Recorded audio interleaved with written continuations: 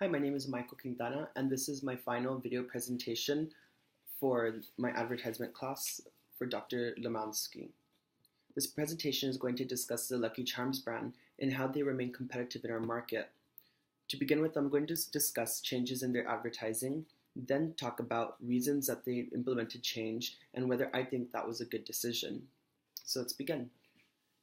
Lucky Charms was established in 1964 and realized that their unique selling point were the Marbits that they added into their cereal.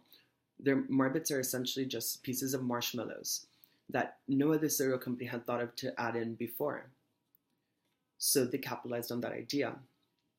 They realized that if they manipulated the Marbits to better follow trends, that trend followers would then follow the Lucky Charms brand in turn.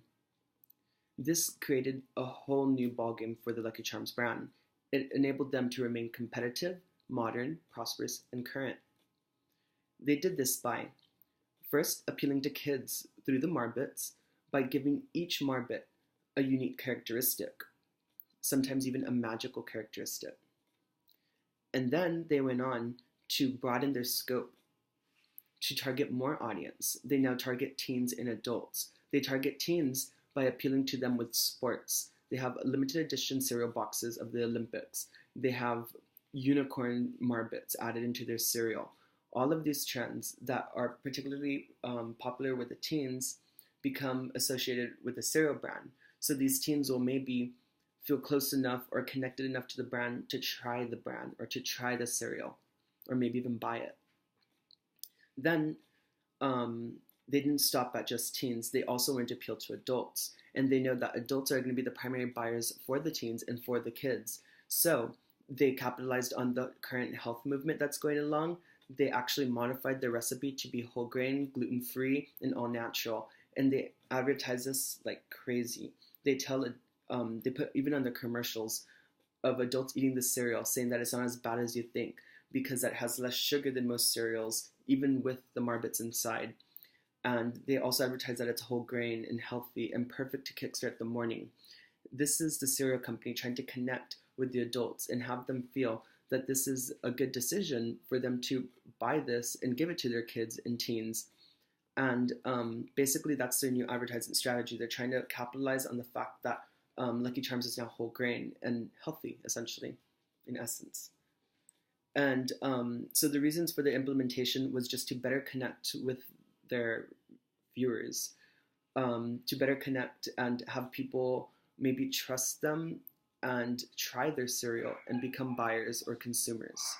And personally, I do think this was a good decision. I think it's a good decision for any brand to connect with the buyer, to introduce common ground so that the buyer will feel that, yeah, the cereal company is on their side, essentially, that they altered their recipe to be more healthy for their children. And this, in fact, did turn out to be a great decision. There's some statistics that I saw online, which are referenced in my paper, that when they started making the cereal brand healthier, their overall stock price jumped from 0.86 to 5.84%. That's a huge increase. It was equivalent to like $252 million that they increased just from appealing to two more segments of the population, which are teens and adults.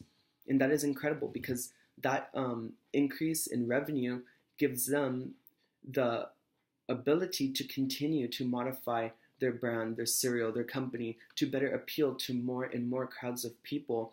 This is how they introduce brand stability into their company, by following trends, by following what's popular. People in turn follow them and buy from them.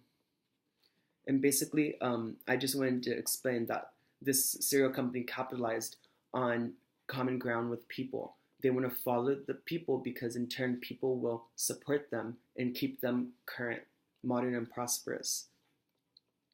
And that just about wraps up my video presentation. I hope you all like it, and thank you for watching.